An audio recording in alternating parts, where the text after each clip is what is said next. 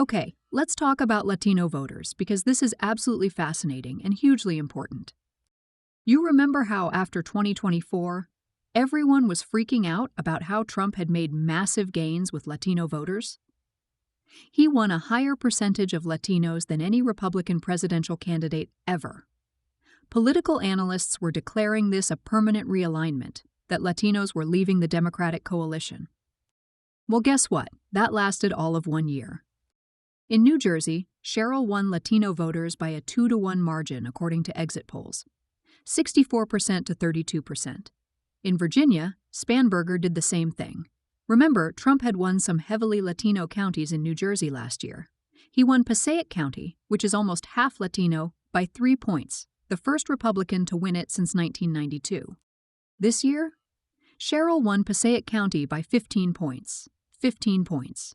She expanded Democratic margins in all 10 New Jersey counties where Latinos make up at least 1 in 5 residents, and she flipped 3 counties that Trump had won.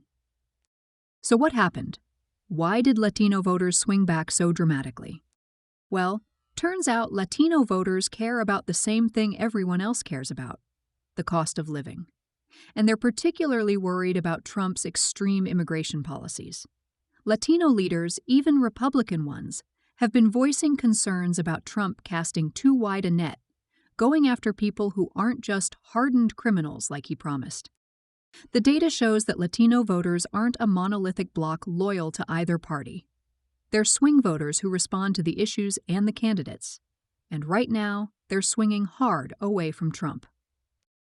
One analyst said that smart conservatives are probably privately questioning Trump's policies and biting their nails about winning Latinos back for their races next year as they try to hold on to the House. Because if these margins hold in 2026, Republicans are screwed. Now I have to talk about Zohran Mamdani because his victory is just incredible on multiple levels. First, the basics. He's 34 years old. He's a state legislator from Queens. He's a self-described democratic socialist. He's Muslim, making him NYC's first Muslim mayor. He's the youngest person to hold the office in over a century. And he won with over 1 million votes, the highest total for any NYC mayoral candidate since 1965. But what makes his victory really significant is how he won and what he campaigned on.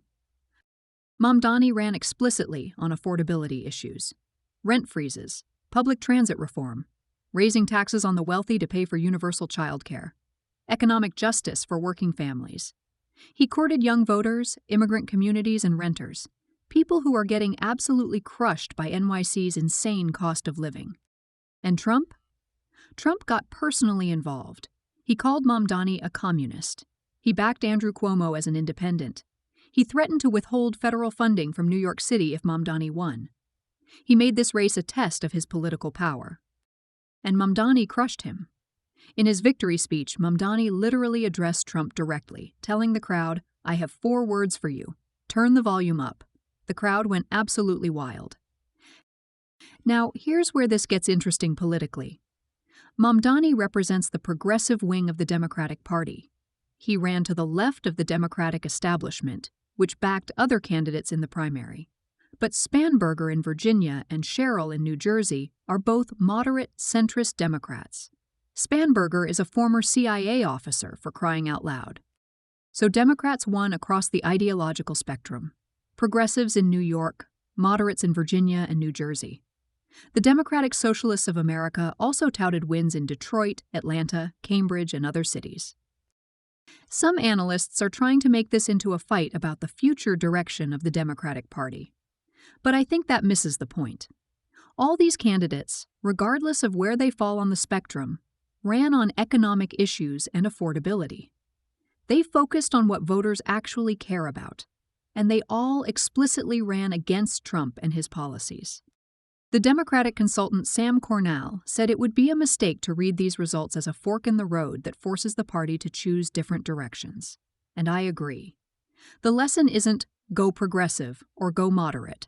The lesson is focus on the economy, focus on helping working families, and reject Trump's extremism. All right, so what does all this mean for the 2026 midterms? Because that's what really matters, right? First, The momentum is 100% with Democrats. House Minority Leader Hakeem Jeffries said Democrats have all of the momentum in the world after these elections. He said Republicans woke up Wednesday morning and realized they are no longer in a 2024 electoral environment. That's over and they're done.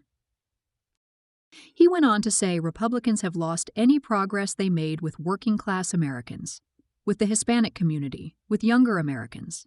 Gone.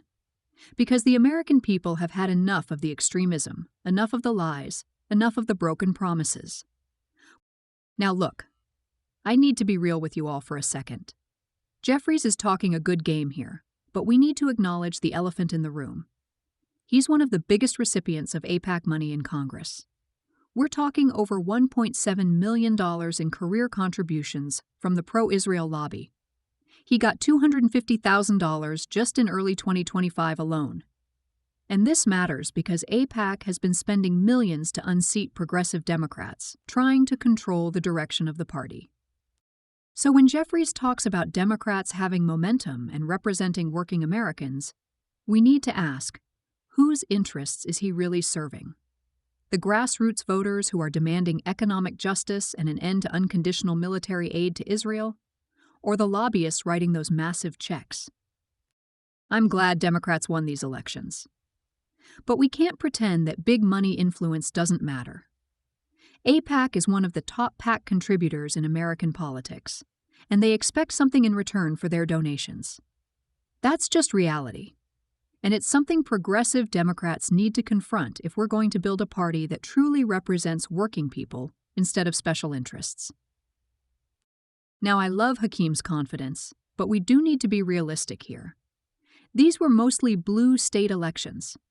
Virginia tends to elect governors from the party that lost the White House the previous year. Off-year elections tend to favor the party out of power, so we shouldn't get too carried away. But the margins matter. The consistency matters.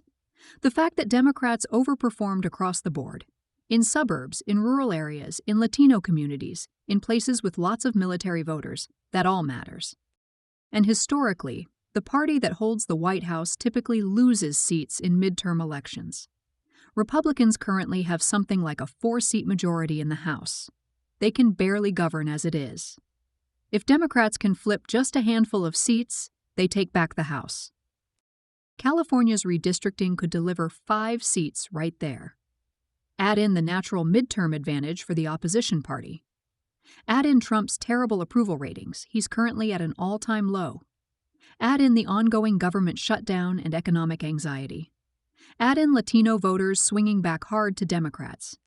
You start to see how Democrats could not just take the House, but potentially have a really strong night in 2026.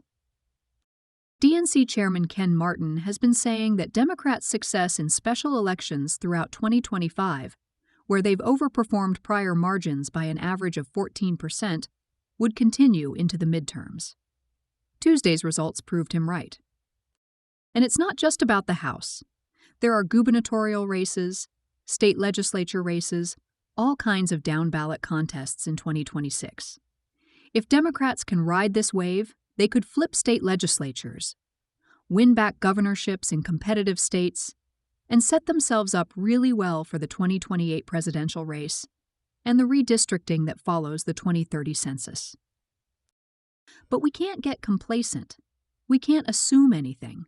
We have to keep organizing, keep mobilizing, keep focusing on the issues that matter to voters. Because Republicans aren't going to just roll over. They're going to gerrymander wherever they can. They're going to pour money into races. They're going to try to suppress the vote. But if Democrats keep doing what worked on November 4th, campaigning on the economy, rejecting extremism, building diverse coalitions, we can win big in 2026.